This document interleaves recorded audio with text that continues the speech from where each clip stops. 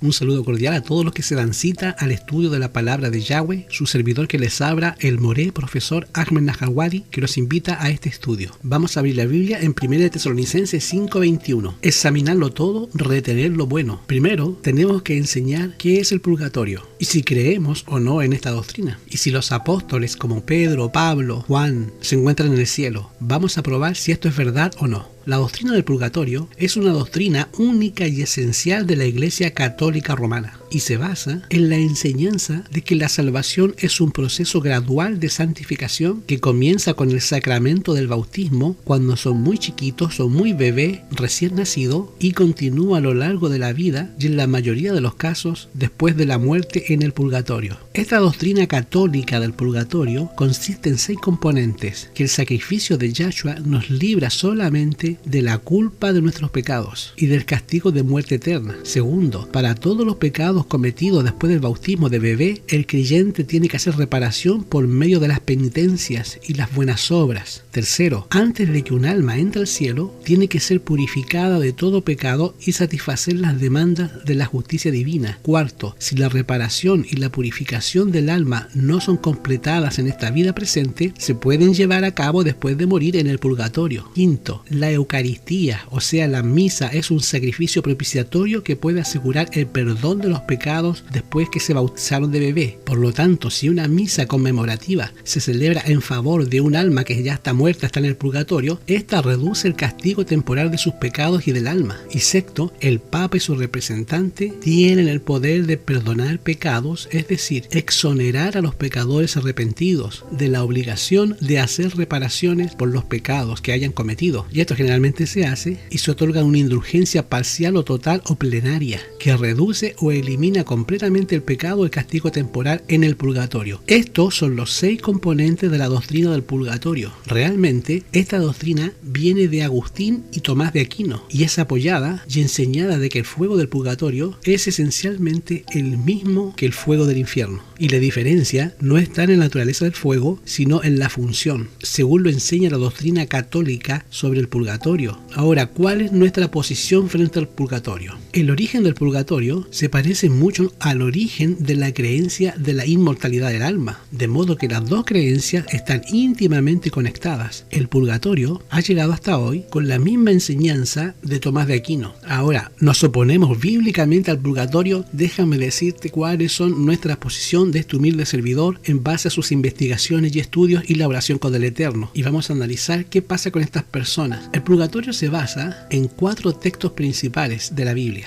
Segunda de Macabeos 12, que es un libro apócrifo, Mateo 12:42 a 46, Mateo 12:32 y 1 Corintios 3:15. La primera razón y la más obvia para rechazar esta doctrina católica del purgatorio es el hecho de que no se enseña en la Biblia. Como ya lo dije en los estudios anteriores, el purgatorio no está expresado en la Biblia como los defensores admiten. Los teólogos católicos tratan pero encontrar de aquí a allá algún pasaje que pueda ser explicado con sus enseñanzas, pero no hay un texto bíblico que diga que existe el purgatorio ni el limbo. No existe ninguna evidencia de que el purgatorio alguna vez haya formado parte de las instrucciones de Yahshua o de sus talmidín, de sus discípulos. Y la razón es simple. En la Biblia, nuestro destino eterno se decide mientras tengamos vida. Después que uno muere, ya quedó fijado para siempre el carácter de esa persona y ninguna misa, ningún pastor, ningún sacerdote puede variar esa condición del muerto. Nuestros pecados nunca van a ser expiados en un purgatorio ardiente después de morir. ¿Por qué razón? Porque cuando morimos, nuestros cuerpos y almas descansan en la tumba hasta la mañana gloriosa de la resurrección. Y la segunda razón es el hecho de que contradice algunas enseñanzas de la palabra de Yahweh. Dice Romanos 3:24 que somos justificados gratuitamente por su gracia, mediante la redención, que es en Yahshua, a quien puso Yahweh como propiciación. O sea, esta justificación viene de Yahweh. Si la Iglesia Católica aceptara la plena reparación de nuestros pecados, provista por el sacrificio de Yahshua en el Calvario,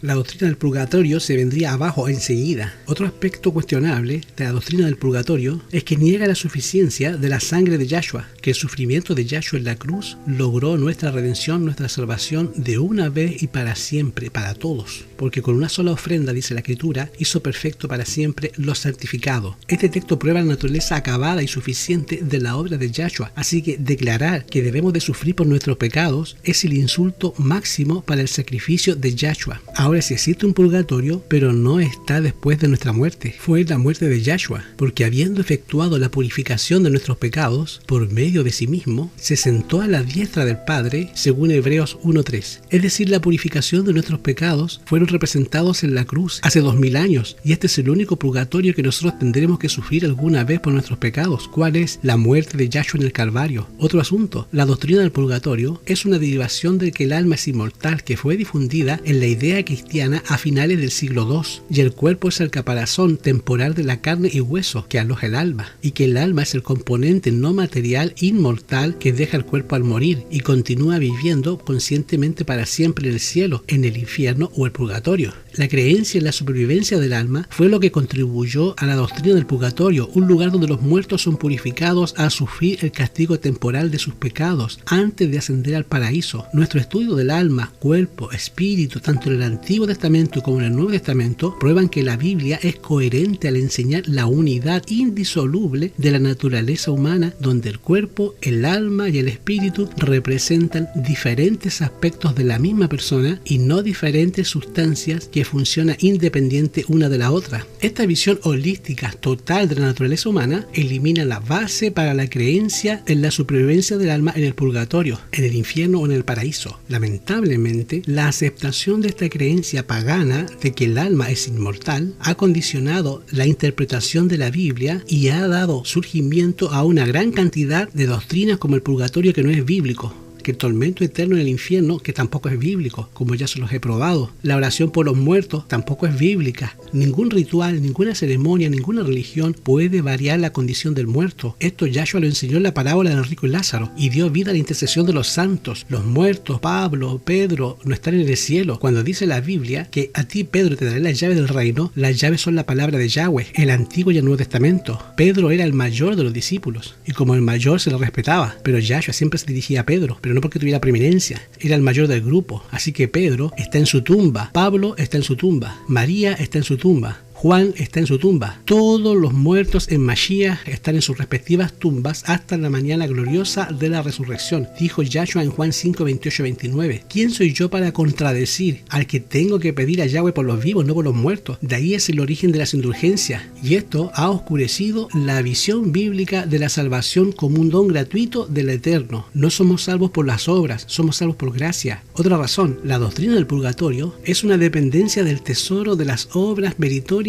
administradas por el Papa y los sacerdotes, y según la teología católica, la Iglesia Católica administra su tesoro de los méritos de Yahshua ganado por los santos que hicieron buenas obras, que es lo necesario para salvación, y en vez de perder los méritos extras, Yahweh los deposita en un banco conocido como el tesoro de los méritos, dice la Iglesia Católica, y solamente pueden ser construidos por la Iglesia Católica y retirados de esto de la Iglesia Católica a través de los almas que van al purgatorio. Hermanos, la razón fundamental para rechazar la creencia en el tesoro de los méritos administrados por la Iglesia Católica es el mismo concepto de los méritos que aparecen en la inmortalidad del hombre. En la Biblia, la salvación no es merecida, se obtiene por gracia, porque por gracia soy salvo, dijo el apóstol Pablo, por medio de la fe, y esto no es un don de vosotros, es un don de Yahweh, no por obra para que nadie se gloríe. Es decir, en la Biblia, los méritos y la gracia se excluyen mutuamente. Toda la idea de que uno puede comprar una indulgencia, la misma razón que suscitó la reacción de Lutero contra los abusos de la iglesia, dice Pedro, porque fuisteis rescatados de vuestra vana manera de vivir, no con cosas corruptibles como oro o plata, sino con la sangre preciosa de Yahshua, como la de un cordero sin mancha y sin contaminación. Primera de Pedro 1, 18 y 19. ¿Y por qué se rechaza el purgatorio? Es la inconsistencia por la enseñanza católica de que el purgatorio se va a cerrar con la segunda venida de Yahshua. Ahora, cuando Yahshua viene y pague a cada uno según sus obras, ¿qué va a pasar con el purgatorio? Tiene que desaparecer, porque no puede seguir ardiendo eternamente. ¿Qué va a pasar con los millones de creyentes que mueran o que estén vivos cuando asciendan en gloria? Hermanos, el purgatorio no es necesario para los que están vivos cuando Yahshua venga, ¿por qué debiera de ser necesario para los que vivieron mucho tiempo atrás de la venida de Mashiach? ¿Es que Yahweh tiene una doble norma de justicia que envía a algunos a vivir eternamente al purgatorio mientras que otros no? Estas contradicciones sin sentido pueden resolverse simplemente reconociendo que la muerte de Yahshua en el Calvario cubre las consecuencias temporales eternas de nuestros pecados. pecados, de manera que no hay necesidad de un purgatorio para pagar las consecuencias temporales de los pecados de nadie, porque Yahshua los pagó todos en la cruz. Ahora, en la teología católica, la salvación es ofrecida por la Iglesia y la Iglesia tiene la autoridad de perdonar pecados, pero a través de las misas conmemorativas. Por lo tanto, decir que debemos expiar nuestros pecados por medio del fuego expiatorio, del purgatorio, es negar la suficiencia de la muerte de Yahshua en el Calvario.